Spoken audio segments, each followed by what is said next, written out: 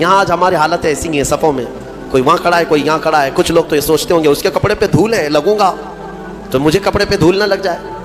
میرے عزیزو، اللہ تبارک و تعالیٰ نے یہاں مسجد میں جماعت کے لیے جو حکم فرمایا وہ اسی فرق کو مٹانے کے لیے کہ غریب اور امیر دونوں شانہ بشانہ کھڑے رہیں. صف میں اس بات کا ہمیشہ اہتمام کرو کہ تمہارا کندھا بازو والے کے کندھے سے لگ جائے. کندھا، یہاں تک کہ حضور پاک صلی اللہ تعالیٰ علیہ وسلم ہر نماز میں رکعت باندھنے سے پہلے حضور یہ اعلان کرتے تھے، استقیموا واستووا واعتدلوا. السلام علیکم، کیسے ہیں پیارے اسلامک بھائیو؟ امید کرتا ہوں انشاءاللہ آپ سب خیریت سے ہوں گے. اللہ آپ سب کو ہمیشہ سلامت رکھے. آپ کا پیارا بھائی محمد عفران آج پھر ایک نئی ویڈیو کے ساتھ حاضر آیا ہے. اس ویڈیو کا ٹاپک ہے عید کی نماز پڑھتے وقت یہ غلطی کبھی مت کرنا.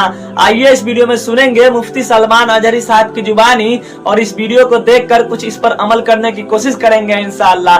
آئیے اس ویڈیو کو دیکھتے ہیں دوستو. اللہ تعالیٰ صحابہ کی تعریف میں فرماتا ہے، ان اللہ یحب الذین یقاتلون فی سبیلہ صفا کانہم بنیان مرصوص. بے شک اللہ اس جماعت سے بہت محبت کرتا ہے کہ جب وہ اللہ کی راہ میں لڑنے کے لیے صفیں لگاتے ہیں تو ایسے مضبوط کھڑے ہوتے ہیں جیسے سیسا پلائی ہوئی دیوار. صف کے نام سے پوری سورہ ہے. یہی صفیں ہیں. وہ صحابہ کی صفیں کیسی تھی جن کا ذکر قرآن میں آیا. ہاں میرے عزیزوں، ان کو چیر کر کے کوئی جا نہیں سکتا تھا، اتنی مضبوط صفیں ہوتی تھیں. آپ اندازہ کرو، حضرت عمر فاروق رضی اللہ تعالیٰ عنہ کی شہادت جو ہوئی ہے نا، وہ مسجد نبوی میں ہوئی. آپ فجر کی نماز پڑھا رہے تھے، ایک رکعت پڑھا چکے تھے. ابو لولو مجوسی یہ آیا، حضرت عمر فاروق رضی اللہ تعالیٰ عنہ سے اسے بغض اور عداوت تھی، بغض رکھتا تھا. تو اس نے ایک خنجر اپنے جبے میں چھپا کر رکھا تھا اور پہلی صف میں آ کر کھڑا تھا. جب حضرت عمر نماز پڑھا رہے تھے، ایک رکعت ہوئی تو پیچھے سے اس نے حملہ کیا. وہ خنجر اتنا سخت تھا کہ پیٹھ سے سینے کی طرف باہر ہے اور حضرت عمر مصلی پر گر گئے.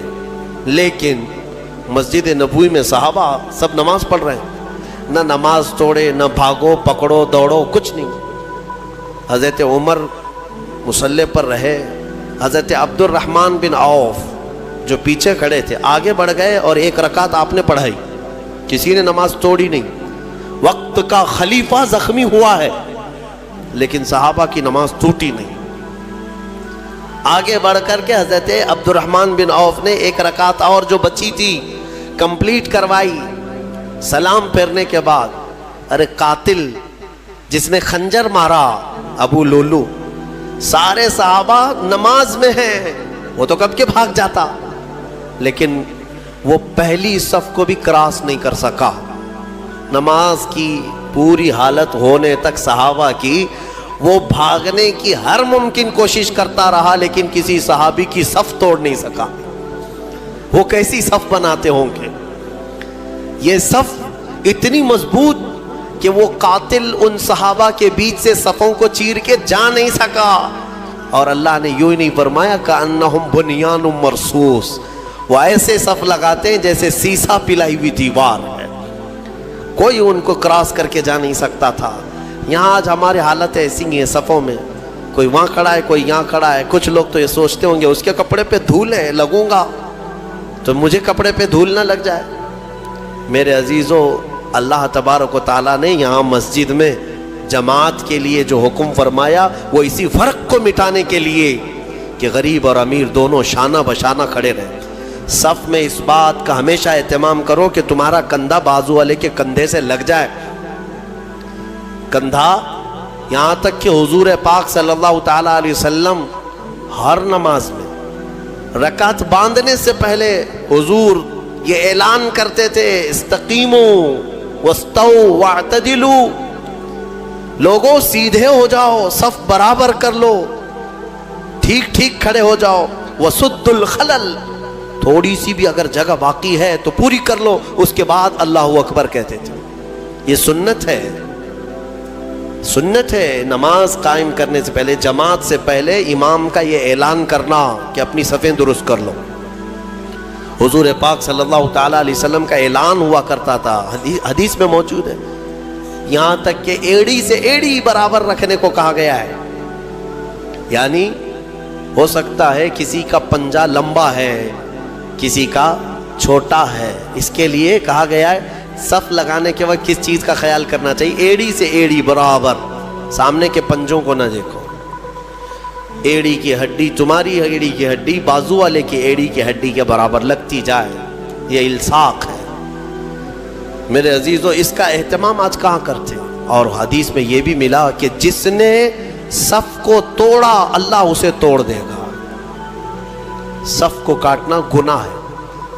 ہاں, اگر اتنی جگہ خالی رہ گئی کہ ایک آدمی آ سکتا ہے اور نہیں بھرا آپ نے صف, تو دونوں گنہگار ہیں, دونوں ادھر والے ادھر والے, اور پیچھے کی صف والا بھی گنہگار ہے کہ آگے اس نے جگہ دیکھا اور پھر بڑھ کر کے صف کو مکمل نہیں کیا, وہ بھی گنہگار ہے.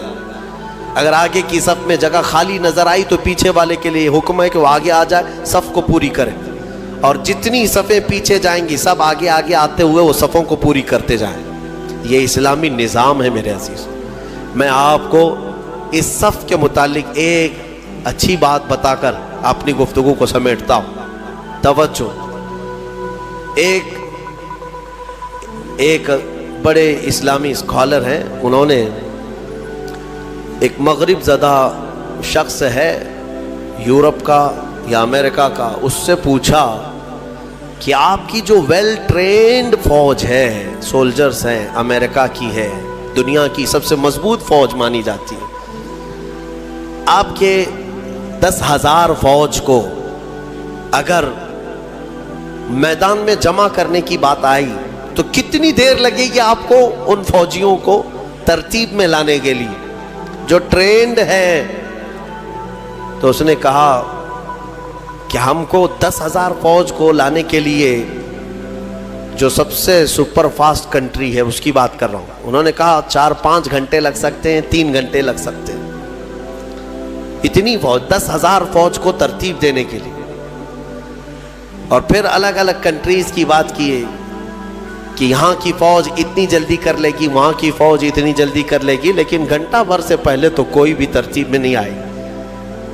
تو اس اسلامی اسکالر نے کہا کہ تمہاری تربیت یافتہ فوج میدان میں صف لگانے پر آئے تو اتنے گھنٹے لگ جاتے ہیں, لیکن ہمارے ہاں بغیر تربیت یافتہ دیہاتوں کے رہنے والے بھی حرم شریف میں 1 لاکھ سے زیادہ کی تعداد میں ہیں. امام ادھر اللہ اکبر کہنے کے لیے کھڑا ہوتا ہے, 1 منٹ میں سب کی صفیں درست ہوتی ہیں. یہ اسلام کا نظام ہے, یہ اسلام کا نظام. مسجدوں میں کوئی صفیں لگانے کے لیے نوکر رکھے جاتے ہیں کہ ادھر آؤ, ادھر صحیح کھڑے ہو جاؤ, ادھر کھڑے ہو جاؤ. اگر یہی کیا جائے تو ظہر سے عصر ہو جائے گی, عصر سے مغرب ہو جائے گی. ہاں, یہاں کسی بھی مسجد میں کیا خادم رکھے جاتے ہیں صفوں کو صحیح کرانے کے لیے, سب کا چیک کر کے آؤ سیدھے کھڑے ہیں نہیں کھڑے ہیں؟ نہیں ہے. ہم تو اسکول میں بھی دیکھتے رہے کہ بچپن سے صفیں لگانے کے لیے 1 ہاتھ کے فاصلے پر کھڑے ہو جاؤ, اور ٹیچرز چلاتے چلاتے تھک جاتے ہیں, صفیں بنتی نہیں ہیں. لیکن یہ مسجدوں کا نظام ہے. یہ میرا مولا تبارک و تعالیٰ نے اسلام کو خصوصیت دی ہے کہ ہماری صفیں من جانب اللہ بن جایا کرتی ہیں. یہ اللہ تعالیٰ کی طرف سے. اللہ تعالیٰ ہماری صفوں کو مضبوط عطا فرمائے, ہماری صفوں میں وحدت عطا فرمائے. اس صف کی ایک خصوصیت یہ ہے کہ میرے عزیزو, جب شانے سے شانہ مل گیا ہے تو اللہ سے دعا کرو کہ ہمارا دل سے دل بھی مل جائے.